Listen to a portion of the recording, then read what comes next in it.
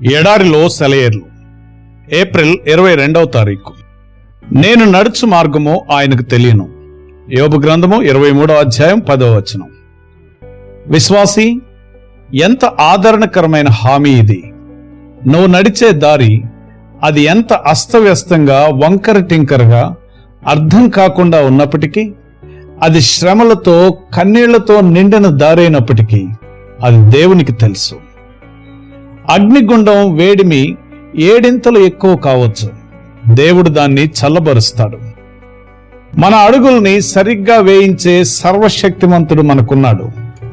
అది మారా లాంటి చేదైన ప్రదేశం కానివ్వండి, ఎలీము లాంటి సేద తీర్చే చోటు కానివ్వండి, అంతా దేవునికి తెలుసు. ఆ దారిలో ఐగుప్తు సైన్యాలకి చీకటిని, ఇశ్రాయేలు వాళ్ళకి వెలుగును ఇచ్చే అగ్నిస్తంభం, మేఘస్తంభం ఉన్నాయి. అగ్నిగుండం మండుతుంది, కానీ దాన్ని వెలిగించిన దేవుడు నమ్మదగినవాడు. అంతేగాక ఆ అగ్ని మనల్ని దహించడానికి కాదు గాని శుద్ధి చేయడానికే అని ఆయన మాట ఇచ్చాడు. ఆయన నిర్ణయించిన సమయానికి ఆ శుద్ధి కార్యక్రమం పూర్తి అయితే ఆయన తన ప్రజల్ని మేలిమి బంగారంలాగా బయటికి తీస్తాడు. ఆయన చాలా దూరంగా ఉన్నాడనుకునే సమయంలో నిజానికి ఆయన అతి సమీపంగా ఉంటాడు. మిట్ట మధ్యాహ్నపు సూర్యబింబం కంటే ప్రకాశమానమైనది ఎవరో మీకు తెలుసా? ఉదయకాలపు కిరణాలతో పాటు మనల్ని పలకరించి నిద్రలేపేది ఎవరో తెలుసా? మితిలేని లాలిత్వం, మృదుత్వం, వాత్సల్యం కురిపిస్తూ మన వెన్నంటి తిరుగుతూ ఉండే ఆ కళ్ళెవరివో మీకు తెలుసా?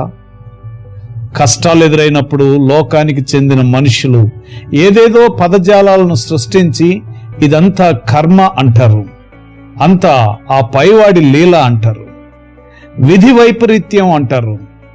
విధి అంటే ఏమిటి? అర్థం లేని అలాంటి పదాలు వాడటం అనవసరం. సజీవుడైన పరమదేవుణ్ణి, చక్రవర్తిలాగా అన్నింటినీ తన సంకల్ప మాత్రంగా నడిపిస్తున్న దేవుణ్ణి వర్ణించడంలో అర్థం పర్థం లేని విధి లాంటి మాటల్ని ఆయనకు బదులుగా ఉపయోగించడం ఏమిటి? పనులు చేస్తూ తన ఇష్ట ప్రకారం సమస్తాన్ని చక్కబరుస్తున్న వ్యక్తిగతమైన నిజ యెహోవాకి బదులుగా ఏవేవో వేదాంత శబ్దాలు వాడడం ఎందుకు?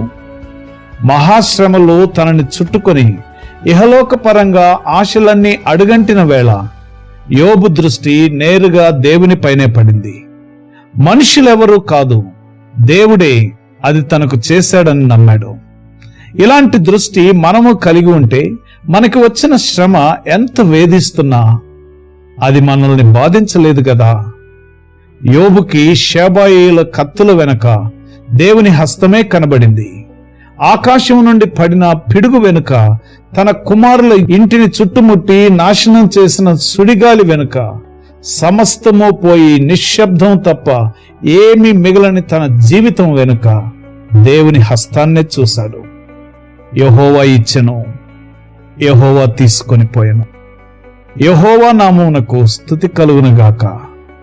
అన్నింటిలోనూ దేవుణ్ణి చూస్తూ ఉన్న యోబులో విశ్వాసం పరిపక్వమైంది. ఊజు దేశపు సంపన్నుడు తన బూడిదలో కూర్చొని ఉండి కూడా అనగలుగుతున్నాడు, ఆయన నన్ను సంహరించిన నేను ఆయనలో నమ్మకం ఉంచుతాను. ఎంత విశ్వాసం! ఎట్టి విశ్వాసాన్ని నీవు కూడా కలిగి నీ జీవితంలో జరుగుతున్న ప్రతి వాటి వెనుక ఇది దేవుని యొక్క ప్రణాళిక అని గ్రహించి ఆయన చేతికి నిన్ను నీవు అప్పగించుకునే కృప పరిశుద్ధాత్ముడు నీకు అనుగ్రహించునుగాక. ఆమెన్.